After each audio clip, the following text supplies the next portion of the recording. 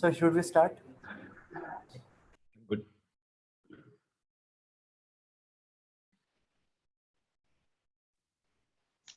Yes, Rupal ma'am, you can start. Can we start? Yes, ma'am, Rupal ma'am, can start. Okay, sure, sir. Just 1 minute is there. 1 minute. Yeah, okay, fine.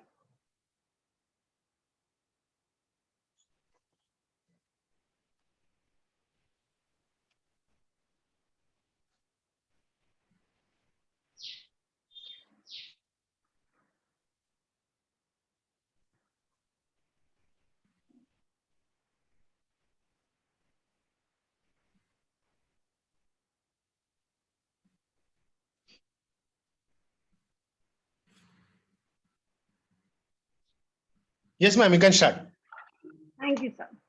A very good evening, everyone, and a very warm welcome to everyone. I, Dr. Rupal Shroff, on behalf of Thakur College of Science and Commerce, Department of Management Studies, welcome everyone to this international webinar on innovative startups, game changer for India's social development. A very, very warm welcome to the speaker of the day, Mr. Subramaniam Krishnamurthy. I also welcome all the participant delegates to this enriching session on Startup Insight. Before we begin with our day 4 of the webinar series, I would like to say a few things about our college. Thakur College of Science and Commerce is conferred with the autonomy status last year, is the largest unaided institution in Maharashtra with glorious achievements in the field of academics, sports, research, and extracurricular activities. We are a relatively young institute established in 1992 and successfully have completed the third cycle of NAC with an A grade. It is indeed a matter of pride for us since we have been awarded the Best College Award for the academic year 18-19 by University of Mumbai.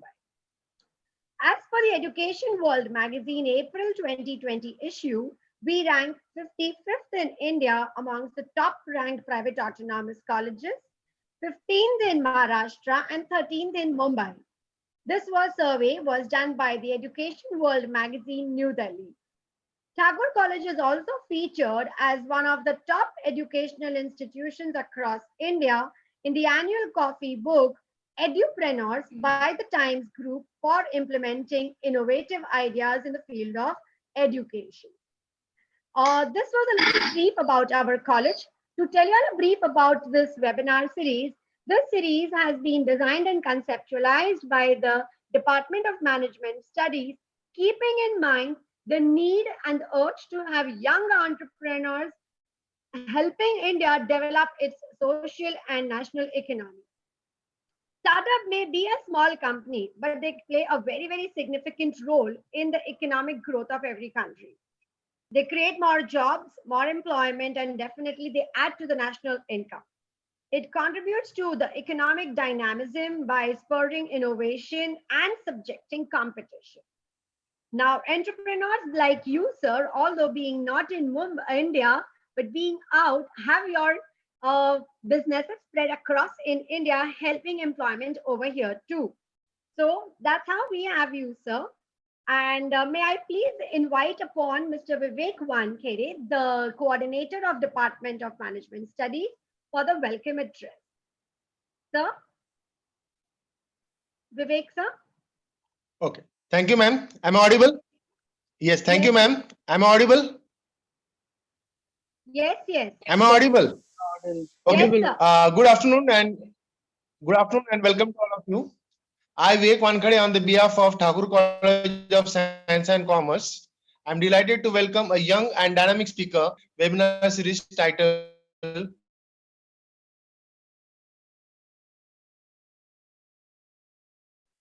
Innovative Startups, Game Changer for India's Social Development, organized by Department of Management Studies. I also welcome all the delegate participants inspiring international webinar where Sir will give entrepreneurship and social and economic development of the youth. The current scenario, employment and growth in corporate positions sounds a very little low. Entrepreneurship can definitely solve this insecure position of our youth. Entrepreneurship is a major feature of the Indian economic landscape. The changing shift in the demographic dividend of a country to a more literate youth looking at self-development.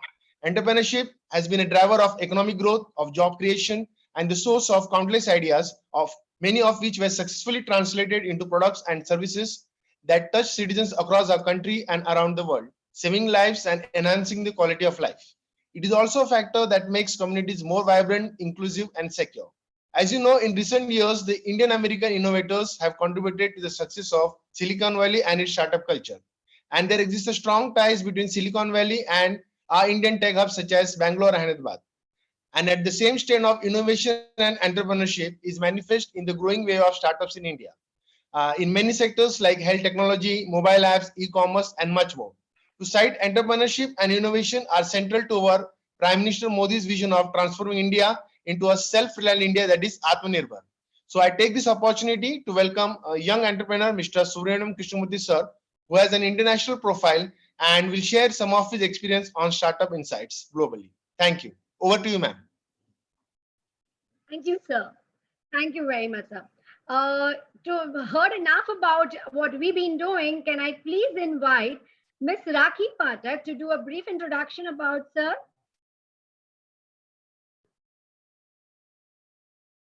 Rakhi Patak. Abhinav, Sanket, is she there? Yes, ma'am, she's there. Rakhi ma'am, can I please invite you to do a brief introduction about the speaker for our day? I think she's away right now. She might be having the network issue. Where's Vivek sir then? Just unmute her, unmute Rakhi Patak. Already unmuted, ma'am.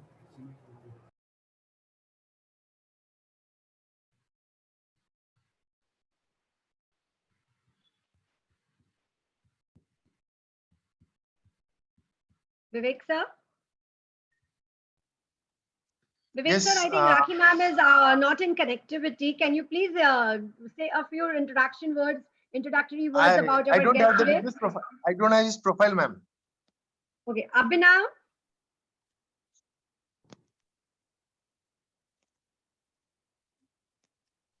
Abhinav, Yes, sir. can you give a brief introduction of our speaker? Do you have the CV? So today's speaker is none other than Subramaniam Krishnamurthy, sir.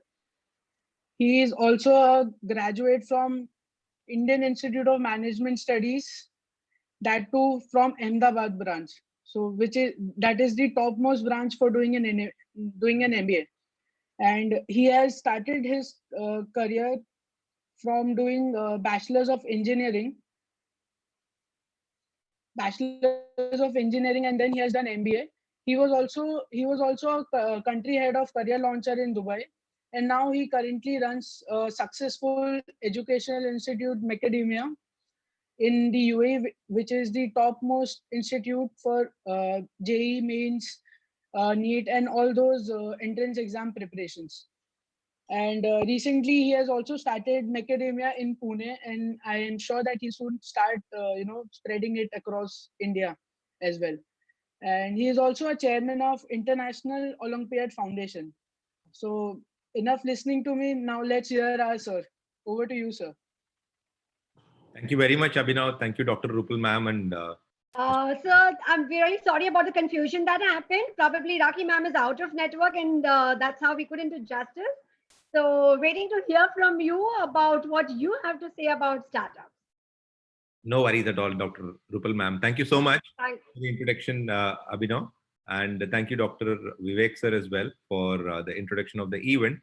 It is very exciting, and I think it's a pretty hard day in Mumbai today with the cyclone looming over our heads. I hope all of us are staying safe and staying healthy in these difficult times.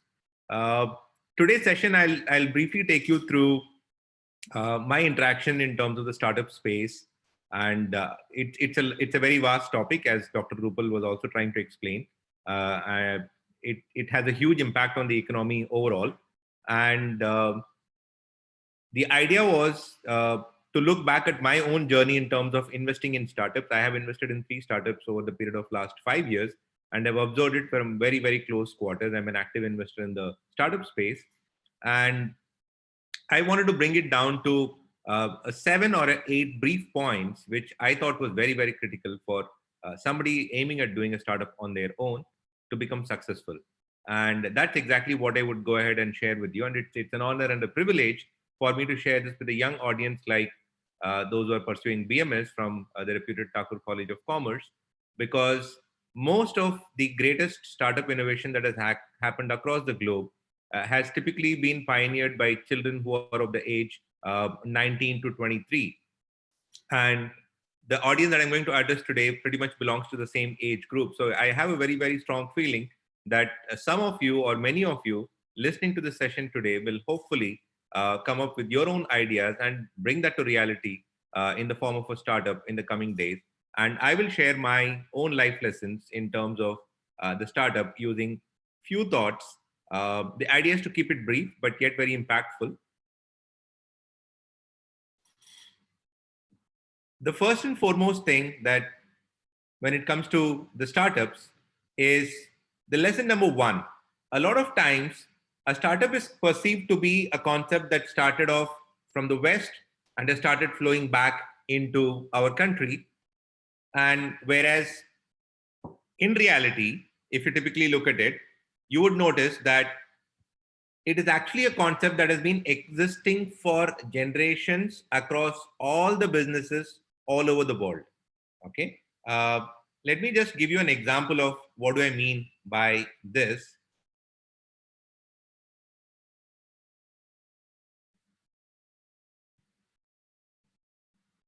Right. Now, I don't know how to stop the annotation. If Abhinav can help with the annotation. Someone is scribbling. Sanket, please look at this. Okay, fine. Sure. Is that fine now? Yeah. It's very common. So we do a lot of online education. It's not very uncommon for us to have the Donald Trumps in the classroom and Osama bin Ladens and Dawud Ibrahim. So Apologies, sir. Apologies. no worries at all. It's part of the fun in life. So the first and foremost thing we'll start with is nothing is rocket science. So what do I mean by nothing is rocket science? So let's look at a famous concept as far as startup is concerned. One of the famous concept is the aggregator model, or typically what people refer to as the platform provider, because that's the most common startup that all of us are familiar with. I have two pieces of thoughts on this particular aspect. One, startups are beyond aggregators. It's not just a platform where you bring in a buyer and a seller together. Not bringing in buyer and seller together doesn't necessarily make it a startup. And we need to think beyond those ones. But since those are the most common startup format that we are familiar with, let me give you an analogy of how this format has existed even before. Let's take into consideration somebody like a dhaba, which is, let's say, located on a Mumbai-Pune highway. Okay, a dhaba started by one person, and then it starts doing really, really well. And when it starts doing really well, another guy approaches him and tells him, Sharma ji, is it possible for me to put up a Chinese stall outside your restaurant?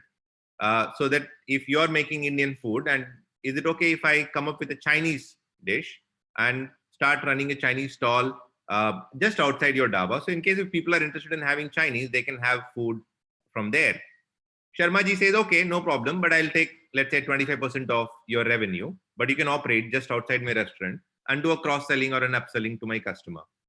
That becomes popular. A little while later, a kulfi or a faluda or a mastani guy comes to them and then say, look, you have a dhaba, you have a Chinese, but there's no desserts that you guys actually have. Is it okay if I put up my stall of kulfi or a faluda right outside your restaurant so that I can also sell some of these stuff? Sharma ji says the same thing. You know what? I'll take 20-25% of your revenue and you're free to sell that. And similarly, a pawn shop comes out. Now, if you look at it in this particular context, the Sharma ji is operating like a Amazon kind of a platform. where three different sellers have come and are selling their products, and at the same time, the Amazon is benefiting, or the platform is benefiting by getting a percentage of the revenue which is generated by three different sellers or three different businesses. Now, this is a classic concept of platform, which I was thinking of a simple analogy to explain the concept of platform as far as startups are concerned. I can't really think of a much simpler example than this, which really very clearly tells you that all these startup concepts that we are seeing are very much related and rooted in the business concepts that you're already studying in your university as part of your bachelor's in management or master's in management. It is just the format of the business has changed. It has become very digital, but the core principles of the business remains the same. And that brings me to the second core thought. In terms of setting up a new startup, please look for ideas in and around where you live. If you create a startup and if it generates business in one state, if it becomes successful in one state in India, it is probably equivalent to a startup becoming successful in one or two European countries. You know, a startup becoming famous in Maharashtra and people, enough number of people using it in Maharashtra is as good as, you know, the startup becoming famous in three or four small European countries put together. So there's a lot of potential in India as a country in terms of the population, in terms of the consumption. So please look for local problems that you can try to solve using your own principles. The second step, your startup idea. What kind of startup idea am I going to use? So when it comes to startup idea, I would like to simplify this thought as saying there are two types of startup ideas that I typically come across. One is a problem chasing a solution, and the other is a solution chasing a problem. Now, what is the difference between the two of them? Let me give you a classic example of a solution chasing a problem. Some of you would be familiar with this startup, which is based out of US, called as Mars One. And the purpose of this startup is to help people relocate to Mars. Yeah, we're not joking. We are very serious when we're talking about this. So they are trying to find out ways for the human colonies to be set up in Mars. And they've created conditions similar to Mars on Earth, as you can see in the figure down. And they are busy doing research on how is it possible for us to sustain life on Mars.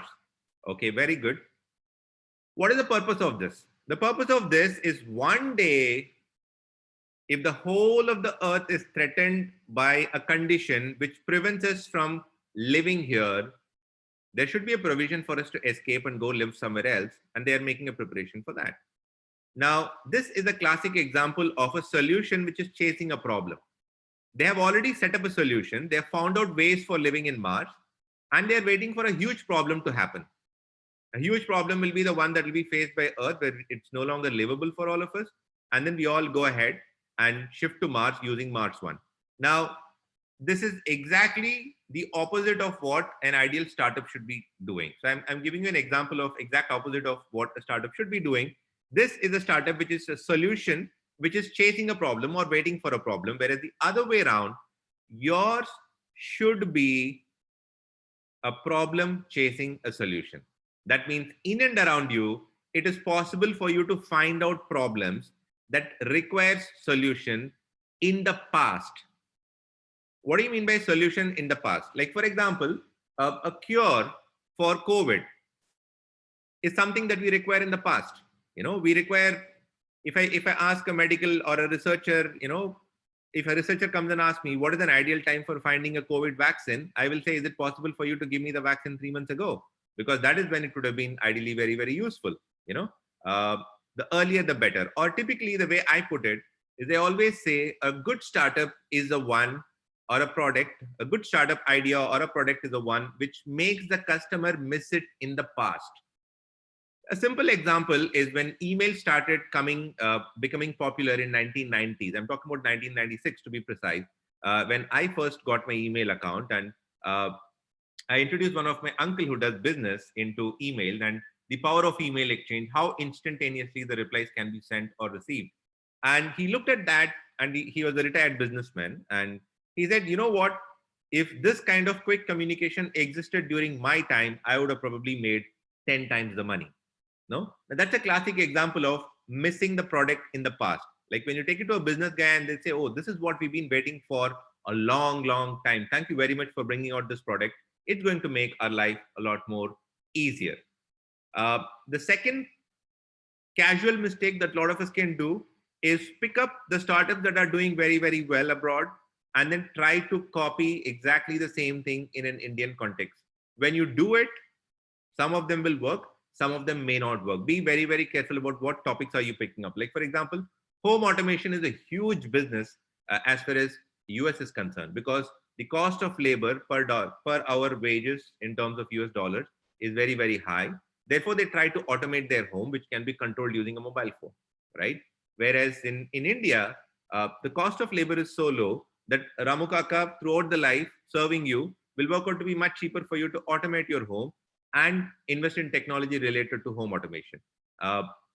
So be very careful about, if you're trying to pick up a concept from another geography and just try to copy it, then please ensure that you're not doing something that is not relevant to your geography. Third most important aspect. So first is nothing is rocket science, everything is in and around you. The second one is idea is one which helps solve a problem in the past. The third one, most important thing, is your first set of people that you join hands with, your co-founders, the people and the team. Okay. It is extremely important that you choose people with competencies that are complementing each other, in the sense that I could be good at technology. I need somebody who's good at marketing. I need somebody who's good at sales. I need somebody who's good at managing and operating an organization, and so on and so forth. These are different skill sets. Though as a co-founder, you will be expected to do every single work. It is important that you find co-founders that complement your skills. And typically what goes wrong there is, if you find somebody with a complementary skills, there is often a possibility for you to disrespect them. Like for example, if I'm very good at coding or computing, I will think that that is the most important aspect for a startup. Whereas a business guy will say, अगर मैं धंधा ही नहीं लाऊंगा तो तेरा coding का क्या फायदा, कचरे में डालेगा तू उसको, you know. And the technology guy will be like, okay, assume we get a customer, but he wants to achieve certain things, and if I don't code, there's no way you can sell this product, you know. So with a complementary skill, there is often a possibility of egos coming into the place, and it's very important that you handle them very smartly from day number one. The way I put it is, finding a co-founder is as good as finding a spouse. You know, it's as good as finding a husband or a wife. You will fight, you will have differences, but the strongest support in your life will always come from your spouse for anything that you want to achieve. You know, same thing is true for a co-founder. In fact, I can probably share a little bit about the co-founders of Google, Page and Brent. When they initially met each other in Stanford, they couldn't really stand each other because they were two different personality types, with two different diverse skills, and both were very opinionated, and they considered each other obnoxious, you know. And eventually, when they came together and formed the company, as just as we say in history, this is what we get to see. But last but not least, I'm also a very strong advocate of having women in leadership position. You know, it's becoming more and more common for us to see more ladies, more girls, and more women getting involved in the startup space as co-founders and so on and so forth. Why is it important? All the girls who are listening to this right now, it's very important that you fight for your space and get in there. And for all the boys and men listening to this, it is important that you accommodate them in the leadership position, for a very simple fact: the world consists of 50% women. Okay, so when you do not have women in leadership position in your organization or in your startup, you are missing out on the perspective of 50% of the world population. Okay, now that's a huge number. You don't know how 50% population of this world is considering your product, or what feedback do they have on your product. It's extremely important that you have women in your co-founder or in your leadership team, to get that perspective of the entire earth or the entire globe when you're considering doing business. But last but not the least, please do not choose co-founders on convenience. This is a common mistake a lot of Indian startups do. मैं उसको hire करूंगा जो मेरा हर बात सुनेगा, क्योंकि ये मेरा idea है.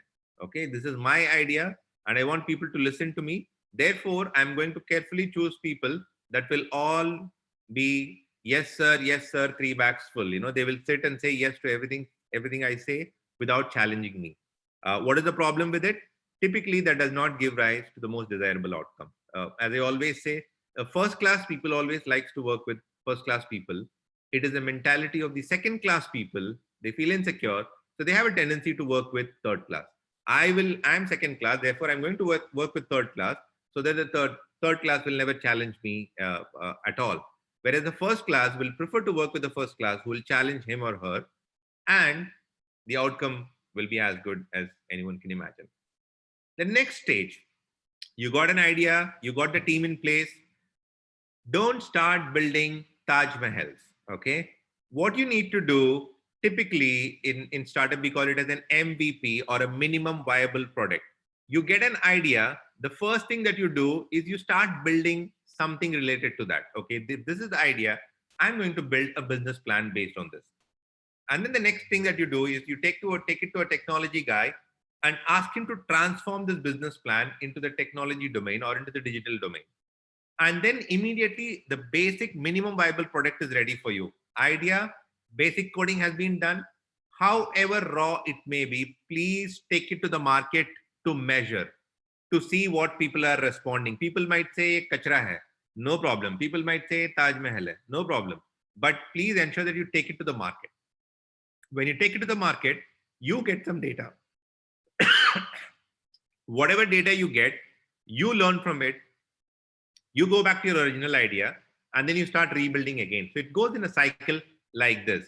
Now, let me give you a real life example for it so that you can get a feeling about it. All of us are familiar with Airbnb as a business. It's valued as more than a billion-dollar business.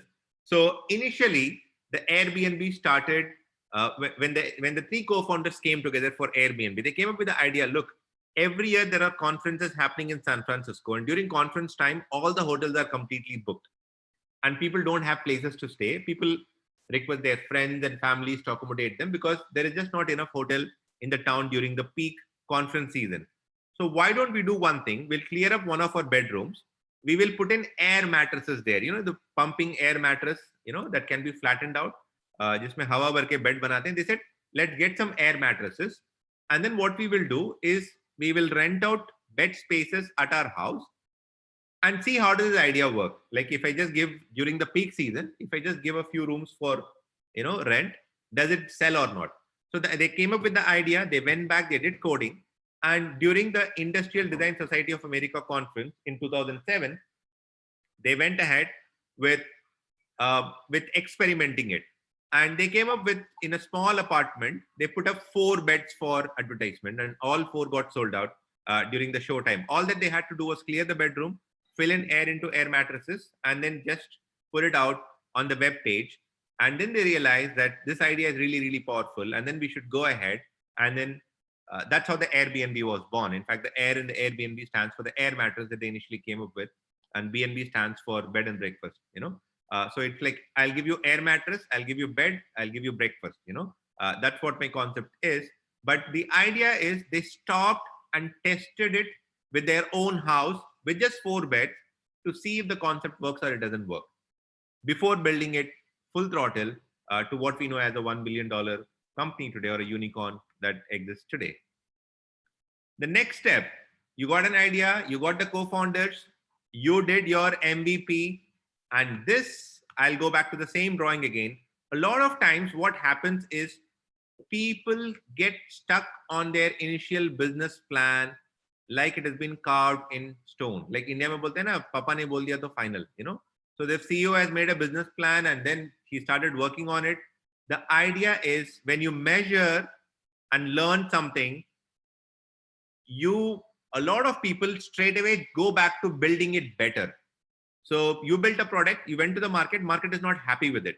So a lot of times market is not happy with it because maybe market doesn't really actually need it. It is important for you to pick up what does the market want and change your product line completely. Most of the successful startup companies have been a pivot. Netflix has been a pivot. YouTube has been a pivot. Apple has been a pivot. They all start making something and then they all start selling something else. Wrigley's gums. If I don't really want to talk about startup and go back to an old example, the Wrigley's chewing gum is a company. The Wrigley's guy used to be a salesman who wanted to sell furniture, and he realized that while selling furniture, it becomes easier a little bit. If you start throwing in some free comp, the customers who are coming in, he would give them a free gum. So that you are just enjoying your looking around the furniture and so on and so forth. And then he became so popular that he said that a lot of people used to come and specifically ask for chewing gum because. And then he realized, oh, chewing gum is a good product. Why shouldn't I get into a chewing gum as a full-time business instead of doing furniture? Startup space, YouTube is a classic example. YouTube started as a video-based dating service. Not many people actually know this. So they were like the video version of Shadi.com. Okay. So they came up with this concept where, okay, we'll create a portal where people can come and upload videos about themselves. Okay, who am I? What kind of a person am I? What is my hobby? What kind of partner am I looking for? And what kind of partner would I like to hang out with? What are my dreams in life? You make your own video and then we give you a place to put it out. And then similarly, others will also put their videos, and it is possible for you to go and check other people's video and then find who is compatible with you. So their idea was tune in and hook up. That's what, in fact, that was their slogan, initially when YouTube started off as a dating service. But when that was their business model. So we're going to be a video-based dating service. That's what their initial business plan said.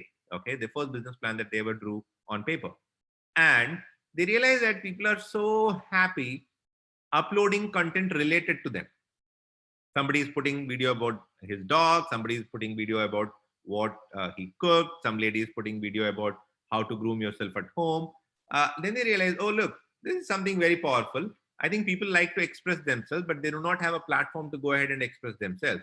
And then they pivoted from there. So pivot typically means changing your direction from where you are towards something else.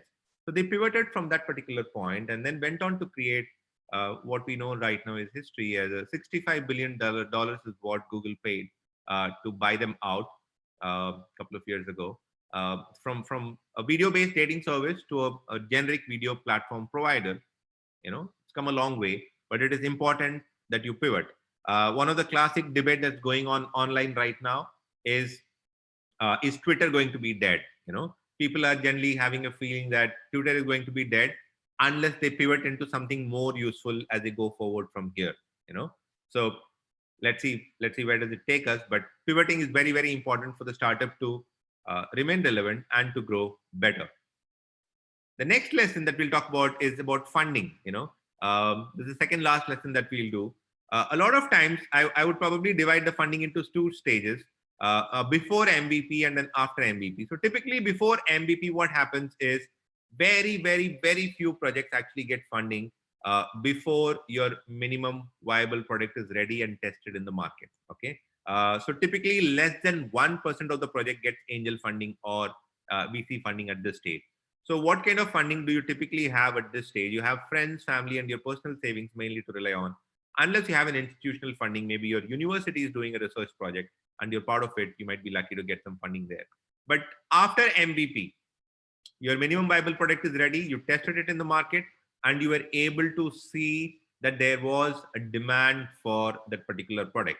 Then what does your funding depend upon? What kind of companies do land good funding? So the first and foremost thing that most people look at is, I call it as a 4M. So it's the four things that they typically look at is the management, the people who are involved in the business. Ultimately, it's the baby of the founders and the co-founders. So whoever is investing in you would want you to remain involved, and their money on the table largely depends upon the quality of the people that come together and form that company, and how cohesively they are working together as a team, and how long-term is their commitment to this particular project. So management typically refers to all the people involved. The second one is, how big is the market for the product that or the services that you have created? You may have created a wonderful service, but what if that service is not applicable for a large number of markets? Like, for example, the Mars One example that I gave you. How many people would have enough money to pay Mars One to get a living setup transferred to Mars and go and live there? Very, very few. So how big is the scope for expansion in terms of market? Third one is what is your revenue model. A lot of people don't get this right. Most of the people starting startups now, I hear to at least a 2 to 3 startup pitch. I go through at least 2 to 3 pitch decks every single day.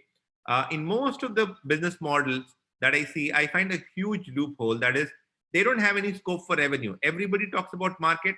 Everybody talks about how many people we will get on our subscriber basis. But when we ask them, where is your money going to come in from? They usually don't have an answer. Yeah. It is important for you to find out what your revenue model is. It's okay to get traction. It's okay to have a good idea. But ultimately, if we don't know how to make money out of it, we are failing somewhere.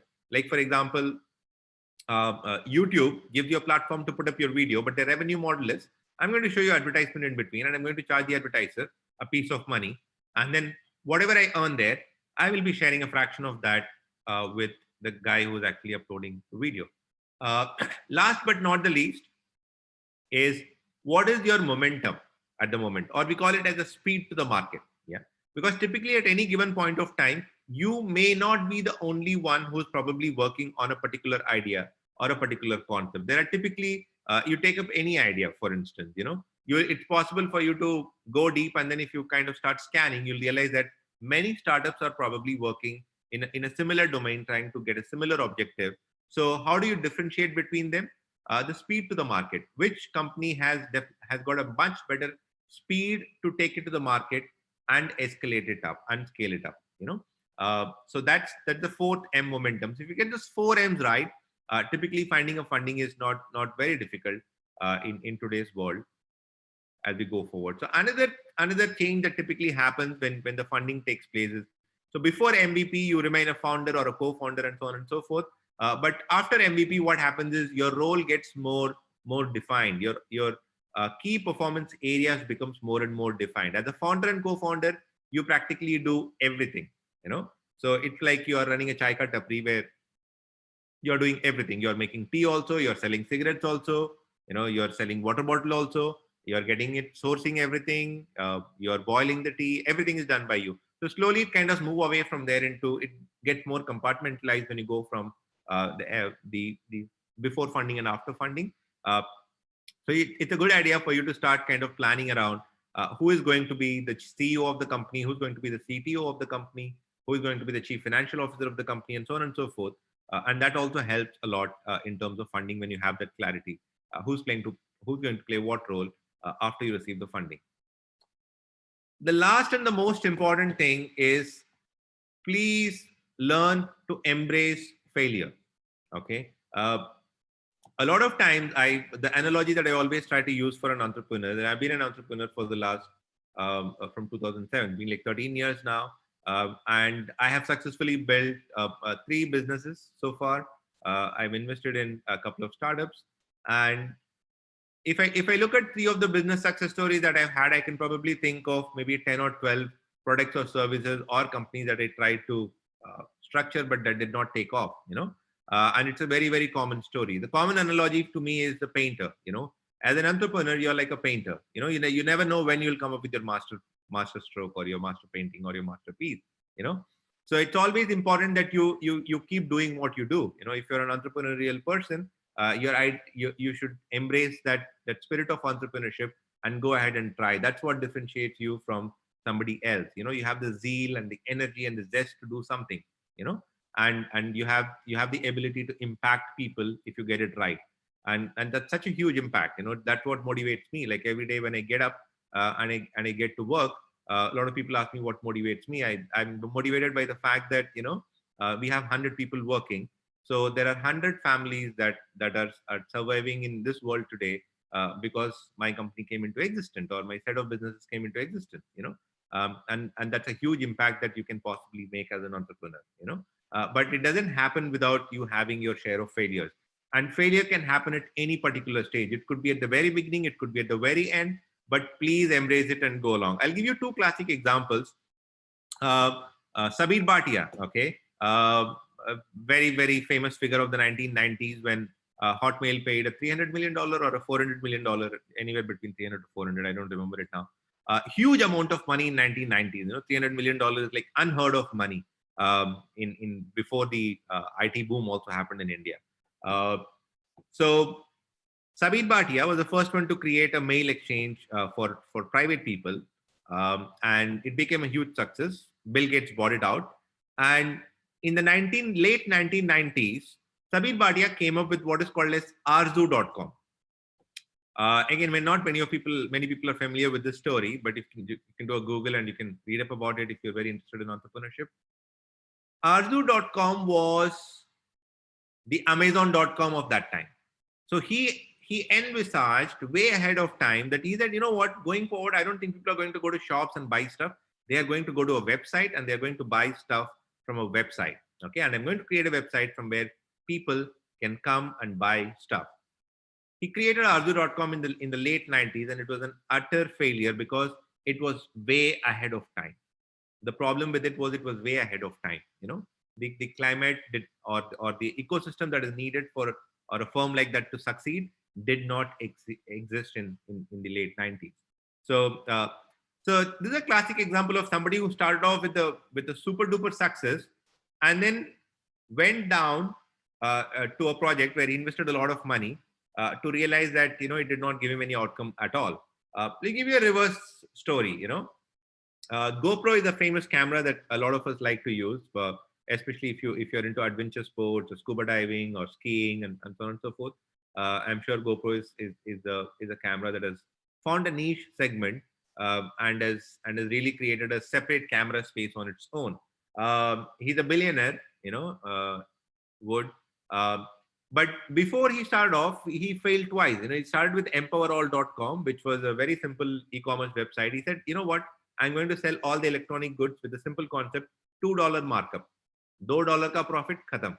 कुछ भी product हो. TV पे भी $2, computer पे भी $2, mouse पे भी $2. I don't care. But the $2, that concept failed. Then he came up with Funbug failed, and GoPro clicked for him. In fact, Funbug is comically referred to as one of the worst failures in the history of Silicon Valley.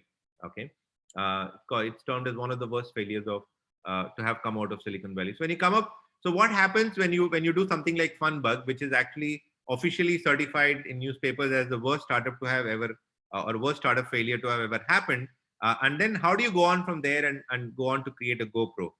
Is the mindset. Please embrace failure. Every time you succeed, every time you fail, there are always reasons that lead you to success or failure. Please look back, reflect, and try to learn from it. Not necessarily learn from it every time you succeed, but every time you lose, every time you fail, there's obviously a lot of learning involved in it. But most importantly, just never give up. The species that I've seen which have gone from nothing to everything are typically the people who have not given up. Most entrepreneurs that I know have always gone through at least some situation in their life or some instance in their life where they have felt that unless they don't put everything that they have in their life at stake, they are not going to succeed. And more often than not, at that moment, they actually do put everything at stake to get where they are. And it will not happen unless you have a tendency to embrace failure. So the last lesson is to embrace failure. And that's pretty much it. I also have a few resources on startup. Those who are interested in going through some of the articles that I've read previously that I really like. These are a starting spot for a lot of people to start. I already shared the presentation with Thakur College representatives, Abhinav, I guess, and hopefully they'll share the presentation or the PDF with you. In case if you're interested, you can go through this. And thank you very much for inviting me to speak on this topic of startup, which I'm very passionate about, and entrepreneurship in general. I hope you enjoyed listening to the 7 lessons that I spoke about. And those who are interested, please feel free to connect me on LinkedIn. I have a vast network, so connecting to me can give you exposure to a larger network in case you're soliciting business or setting up your own dream startup. Good luck, and thank you very much for inviting. So much, sir. That was really a very nice session. Particularly understood and accepted the point of how small businesses try and expand their businesses by inviting more smaller businesses to join them. So we do have a few questions by people. So if you could please answer them. Can I please invite Rakhi Pathak ma'am? Am I audible? Yes, Rakhi ma'am, you are. Sir, it's a pleasure to have you on the stage with us for today. For those of you who have joined in late and with some network issues, we would just like to have a brief about Mr. Subramaniam Krishnamurthy, sir. He's CEO, Macadamia, Chairman and of International Olympiad Association and AMP and from IIM Ahmedabad, and also a Bachelor of Electrical Engineering. Subramaniam sir has been an educationist for the last 15 years and has personally trained over 10,000 students in the past 3 years, and teaching continues to remain as his first love.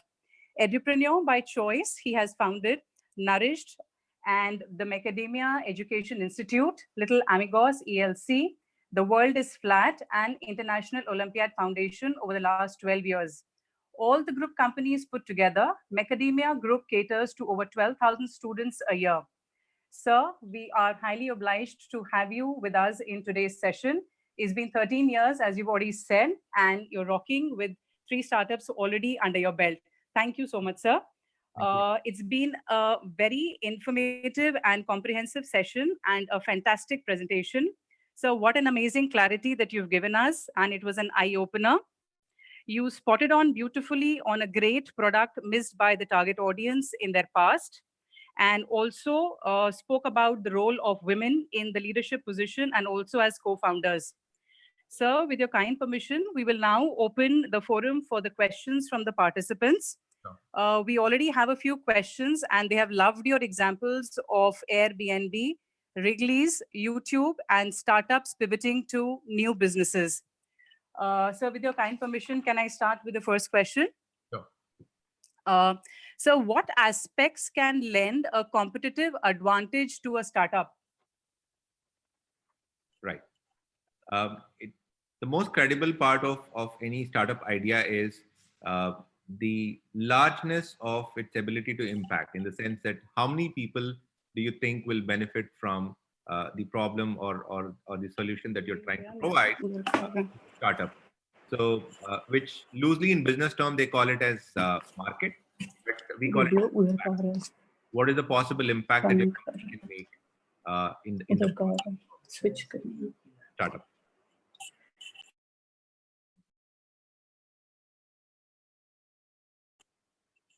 So compared to your competition, how did you compete with respect to features, performances, and value? Right. You can give your industry or service industry example to quote on this, sir. Correct. More often than not, especially in service industry, what is typically observed in a business world is every newcomer who enters into the market primarily tries to compete on the basis of price. And general myth is that the customers are always more interested in availing products or services that are more cheaper than the current product that is being offered to people, which is a big myth. People always are willing to pay price for the right set of services or the right solutions that are being provided to them. So as a service industry, it is always very important for you to keep updating and innovating yourself along with the requirements of the customers. I mean, just to give you a simple example, the kind of parents that we used to encounter in training business 5 years ago and the kind of parents that we are encountering today are extremely different from each other. The customers that we used to encounter 5 years ago were not so tech savvy. They did not have awareness about the syllabus, curriculum, questions, papers, etc. Today, when we talk to a parent, they come to us and tell us, oh, I already have last 10 years of question paper with me. Already have this, I already know this, I've read about it, this is what is happening in Finland. So when it comes to servicing them and catering to them, it is important that you update yourself. And on that note, I think one of the areas where organization continues to grow is if you help your employees continuously learn. A lot of people really don't look at that as a good investment, but we strongly believe that it is extremely important to continue to educate and skill them, and not feel worried that once they get skilled, they will leave your company and go and join another company, which might probably happen. But it's always better to continue to invest in their education so that they get better. When they get better, the company gets better. Right, sir. Sir, there are a lot of enthusiastic participants and the questions keep pouring in. One more goes like this. What are the personal traits you see as essential for someone who can have a successful and sustainable startup? Personal Perseverance, traits. yeah, perseverance to me is one of the very, very important traits. Not giving up. And often sir. I've looked at a lot of entrepreneurs that I typically meet in my life or are the ones that I've realized who just do not give up. They go all the way up till what they can, and that is a very, very distinct quality. Grit and perseverance to me is one of the top most qualities or the most important qualities.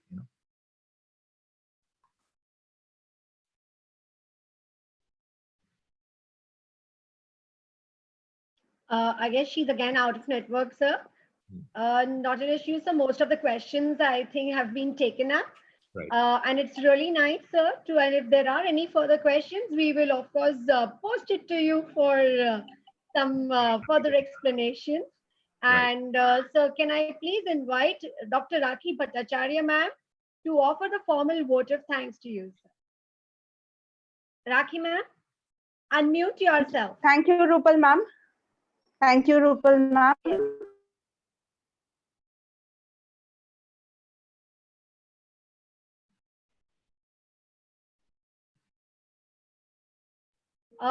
Rakhi, ma'am, you need to unmute yourself.